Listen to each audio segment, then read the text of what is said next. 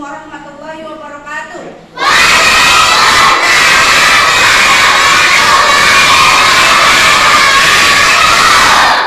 Semangat pagi.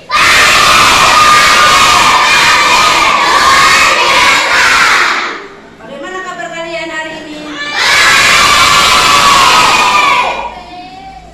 Coba sebelum belajar, nanti kita berdoa dulu, tapi sebelum itu coba rapikan dulu bangku kalian.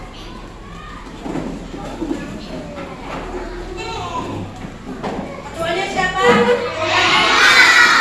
Pipi doa dulu sebelum belajar. Reno, silakan.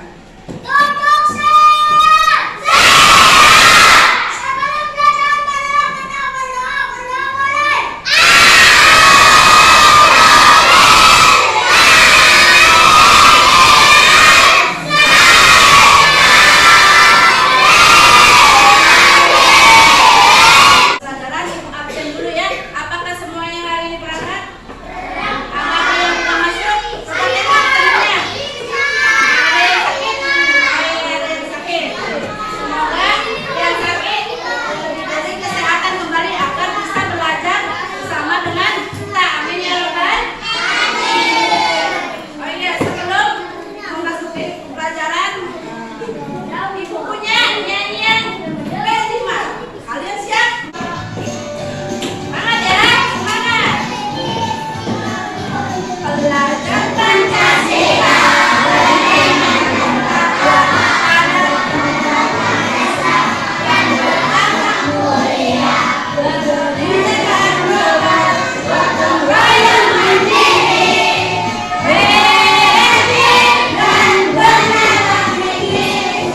Nah, yang pertama itu elemen. Elemennya yaitu apa?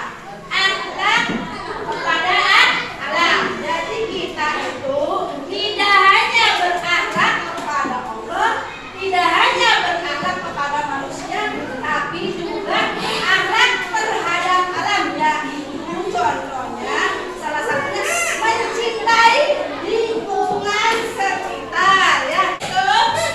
Temanya gaya hidup berkelanjutan. Ini akan menjadi generasi kita yang akan datang ya. Terus menerus. Topiknya pemanfaatan daur ulang sampah ya. Dampak dari masalah plastik terhadap lingkungan. Yang pertama yaitu karena plastik yang dibuang sembarangan seringkali berakhir di tanah dan membutuhkan waktu ratusan hingga ribuan tahun untuk terurai karena plastik itu susah untuk didaur. Nah, tapi bisa dimanfaatkan dengan lagi. Pencemaran air, plastik yang masuk ke sungai, danau atau laut dapat mencemari air. Jadi partikel-partikel yang ada di sampah plastik itu akan mengotori air yang ada dalam sungai atau laut ya. Oleh karena itu akan kita daur ulang menjadi benda yang bermanfaat atau bernilai ya. Pencemaran udara, sampah plastik yang dibakar akan yang beracun. Gas ini berbahaya bagi kesehatan manusia dan dapat menyebabkan penyakit pernapasan, kanker dan paru-paru ya. Karena kalau kita membakar sampah ya, kalau misalkan ada asap ya, itu juga akan menimbulkan pencemaran yang ada di udara ya. Membuang sampah, itu kan membakarnya kan masih banyak ditemukan di tempat-tempat yang tidak semestinya.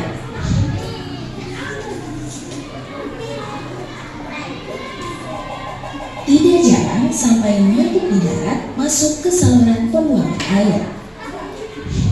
Akibatnya, sampah plastik juga bocor ke laut, mengotori pantai dan laut, dan mengganggu ekosistem laut.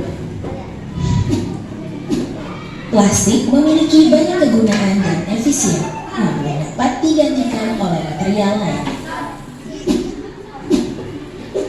Tapi, apa yang akan terjadi kalau plastik dihilangkan?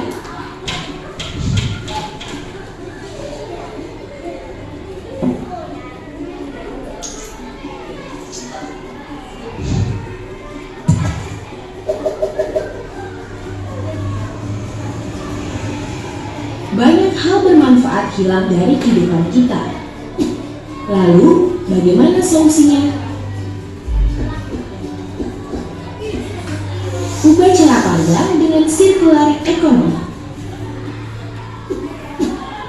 Circular economy adalah konsep ekonomi yang bertujuan memaksimalkan material sampai pada usia akhirnya.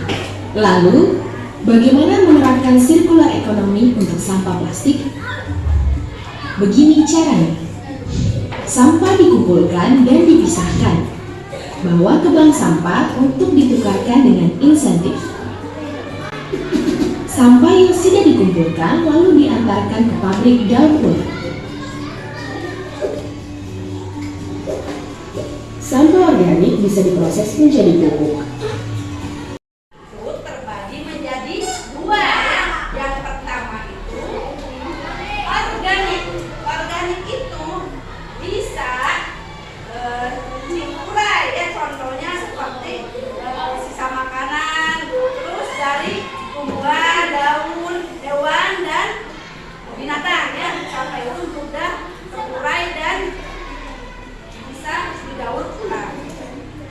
Sampah organik ya, ini yang akan menjadi permasalahan bagi lingkungan ya, karena sampah organik itu berasal dari non hayati ya, yang tidak dapat terurai. Contohnya seperti plastik, kaleng bekas, botol minuman dan lainnya. Tapi bisa dijadikan benda yang bernilai produk ya, atau dimanfaatkan untuk tempat pensil. Daur ulang, satu, mengurangi pencemaran lingkungan ya. Jadi kalau kita nih sehari buang sampah satu aja, kali berapa jadinya Cil? 200 sampah lebih atau 2000 atau banyak lah kalau setiap hari kita membuang sampah. Nah, untuk itu kita mendaur ulangnya, memanfaatkannya untuk bernilai produk, atau yang kedua meningkatkan ekonomi sirkular.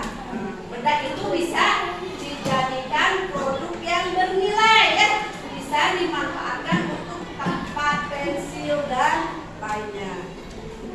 Oke. Nah, sekarang Ibu akan bagi kelompok kalian tugasnya, yaitu membuat kreativitas tempat pensil dari limbah plastik ya, sedotan. Ibu bagi menjadi 3 kelompok. Kalian nanti buat kreativitas tempat pensil.